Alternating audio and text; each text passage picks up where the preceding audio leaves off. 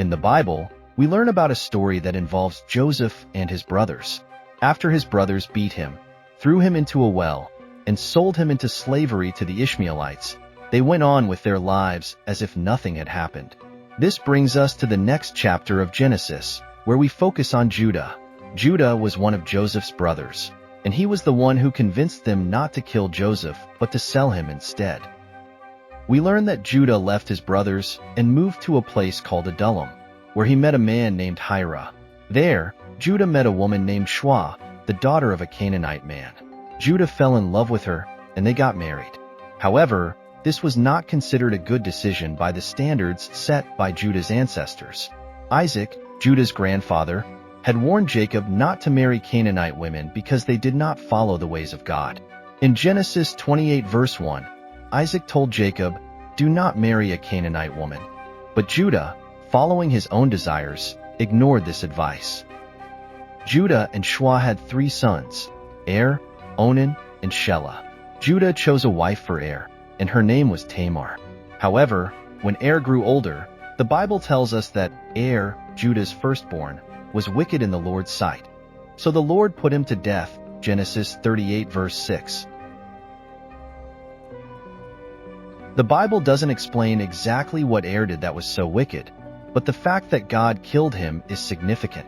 Some scholars believe Er's actions must have been very bad for God to end his life so quickly. Others suggest that Er's death was due to his parentage. His father was Judah, who had been involved in the wickedness of selling Joseph, and his mother was a Canaanite woman, which may have made him spiritually corrupt. With Er's death, Tamar became a widow, and Judah instructed his second son, Onan, to marry her. According to ancient customs, when a man died without leaving children, his brother was expected to marry his widow to raise up children in the deceased man's name. This way, the legacy of the dead brother would continue. Judah told Onan, "Sleep with your brother's wife and fulfill your duty to her as a brother-in-law to raise up offspring for your brother." Genesis 38 verse 8. However, Onan did not want to father a child for his brother. Instead, he practiced a form of birth control by spilling his semen on the ground during intercourse. The Bible tells us, but Onan knew that the child would not be his. So whenever he slept with his brother's wife, he spilled his semen on the ground to keep from providing offspring for his brother. Genesis 38 verse 9. Onan's actions were seen as wicked in the eyes of God, and as a result, God also put him to death. Genesis 38 verse 10 states, "What he did was wicked in the Lord's sight, so the Lord put him to death also." Judah now had only one son left, Shelah, who was too young to marry Tamar. Judah promised to give Shelah to Tamar when he was old enough, but he was reluctant to do so. Judah may have suspected that Tamar was somehow cursed, as both of his older sons had died after marrying her. So, Judah told Tamar to return to her father's house and wait until Shelah was old enough. Over time, Judah's wife, Shua, died, and Judah went to Timnah to shear his sheep. Tamar, knowing that Judah was traveling, realized that Shelah had grown up, but Judah still had not kept his promise to give him to her as a husband. Tamar decided to take matters into her own hands. She disguised herself as a prostitute by covering her face with a veil, and she sat at the entrance to Enaim, which was on the road to Timnah.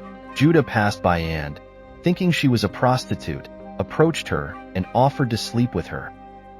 Tamar asked Judah, "What will you give me to sleep with you?" Genesis 38 verse 16. Judah promised her a young goat from his flock, but Tamar asked for a pledge to ensure that Judah would keep his word. She asked for Judah's seal, cord, and staff. Judah agreed and slept with her. After their encounter, Tamar took off her veil and put on her widow's clothes again. Judah sent his friend Hira with the young goat to pay for Tamar's services, but when Hira arrived at the place where Tamar had been, no one knew where she had gone. Hira returned to Judah and reported that there was no shrine prostitute at Enaim. Judah, embarrassed by the situation, decided to let Tamar keep the seal, cord, and staff to avoid further humiliation. "Let her keep what she has, or we will become a laughingstock. After all, I did send her this young goat, but you didn't find her. Genesis 38 verse 23. 3 months later, Tamar began to show signs of pregnancy, and people began to gossip. When Judah heard about this, he was outraged and declared, "Bring her out and have her burned to death." Genesis 38 verse 24. Judah was ready to condemn Tamar, thinking she had acted immorally. However, Tamar sent a message to Judah, saying, "I am pregnant by the man who owns these." Genesis 38 verse 25. She presented Judah's seal, cord, and staff, proving that he was the father. When Judah saw the items, he immediately recognized them as his own and realized that he had been the one to impregnate Tamar. He admitted that Tamar was more righteous than I, since I wouldn't give her to my son Shelah. Genesis 38 verse 26. Judah acknowledged his wrongdoing in denying Tamar the husband she was promised. After this, Judah did not sleep with Tamar again, and she gave birth to twins, Perez and Zerah. Perez, in particular, is significant because he is an ancestor of Jesus Christ, as recorded in the genealogy in the New Testament, Matthew 1 verse 3. The story of Tamar and Judah is a powerful narrative of deception, justice, and redemption. Though Tamar used deception to ensure her rights and secure her future, the Bible still acknowledges her actions as justified. God used the children born from this situation to continue the line that would ultimately lead to the birth of Jesus Christ. It reminds us that even in the most difficult and flawed circumstances, God's plan can still come to fruition. The story also teaches us about the importance of justice and fulfilling promises. Judah's reluctance to give Tamar his third son ultimately led to a series of events that forced him to confront his own actions. The narrative shows us how Judah, though initially blind to his wrongdoing, eventually came to a place of humility and repentance. In the end, God worked through the actions of Tamar and Judah to continue his plan for humanity. And this story reminds us that God's purposes are often achieved through unexpected means, even in the most challenging situations.